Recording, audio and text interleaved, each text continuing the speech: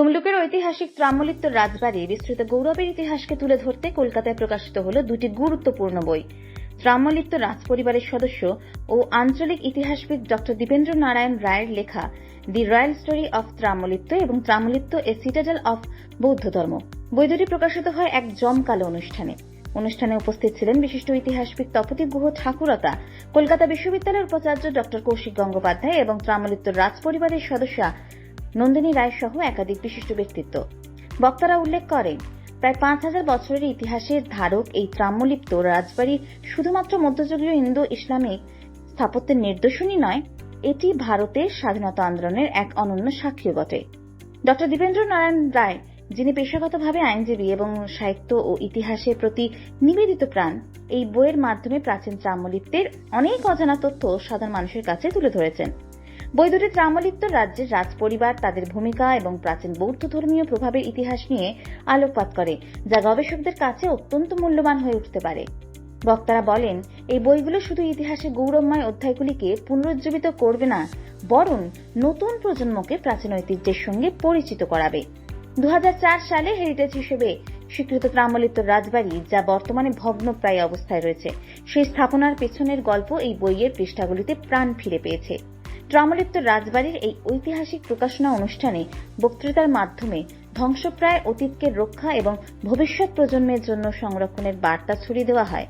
ইতিহাসের এমন এক মহাকাব্যিক অধ্যায়কে নতুন আঙ্গিকে তুলে ধরার জন্য লেখক ও গবেষকদের প্রশংসা করেন উপস্থিত বিশিষ্টজনেরা। আমাদের মধ্যে উপস্থিত রয়েছেন ডক্টর কাঞ্চন ভৌমিক মহোদয়, প্রফেসর গোবিন্দ প্রসাদ কর তিনি আছেন, এবং আমাদের সকলের অত্যন্ত প্রিয় ঋতব্রতদা রয়েছেন, এবং আমি বেসিক্যালি ব্যুরোক্র্যাট মিস্টার রাজীব শ্রাবণ, এবং তিনি লেখকও বটে।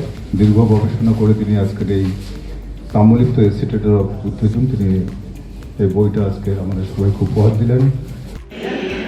ত্রাম্বলিপ্তর ইতিহাস যেগুলো আমরা জানি সেগুলো তো সবাই জানে, যেমন ধরুন বন্দর আছে, রাজবাড়ি আছে, স্বাধীনতা সংগ্রাম, সুশীলধারা, এগুলো ছাড়াও ত্রাম্বলিপ্ত একটা বড় জায়গা কিন্তু এখনও অন্ধকারে থেকে গেছে। হিয়ংসান একটু কিছু কথা বলেছেন, পরবর্তীকালে ইত সিংয়ের কিছু কথা বলেছেন। এর সূত্রপাত কিন্তু মৌর্য শাসক অশোকের সময় বুদ্ধিজম। পরবর্তী ক্ষেত্রে পাওয়া গেছে এটা কিন্তু হীনযান বুদ্ধদের একটা বড় জায়গা, যে এখান থেকে 10টা বৌদ্ধ বিহারের কথা পাওয়া গেছে, যেখানে প্রতিটা বিহারে প্রায় 1000 জন করে লোকজন থাকতেন। আমি অ্যাকচুয়ালি যখন ইঞ্জিনিয়ারিং পড়তাম তখন আমি সিভিল সার্ভিসে বসছিলাম, আইএস। তো অটোমেটিক্যালি আপনারা সবাই জানেন যে টেকনিক্যাল ইঞ্জিনিয়ারিং সাবজেক্টের থেকে সিভিল সার্ভিসে হিস্ট্রিতে অনেক বেশি মার্কস তোলা যায়। সেই জন্যই তখন আমার হিস্ট্রিতে ইন্টারেস্ট। আমি তখন কানিবাড়ি লাইব্রেরি, চেন্নাইতে থাকতাম, কানিবাড়ি লাইব্রেরি গিয়েছিলাম, সেখান থেকে ইন্টারেস্ট, প্লাস আমি এই ঐতিহাসিক রাজবাড়ির ছেলে। সেই ইতিহাস গ্যাদার করে আজকের আমি ত্রাম্বলিপ্ত নিয়ে সবার সহযোগিতা অনেকটা আমরা এগিয়েছি।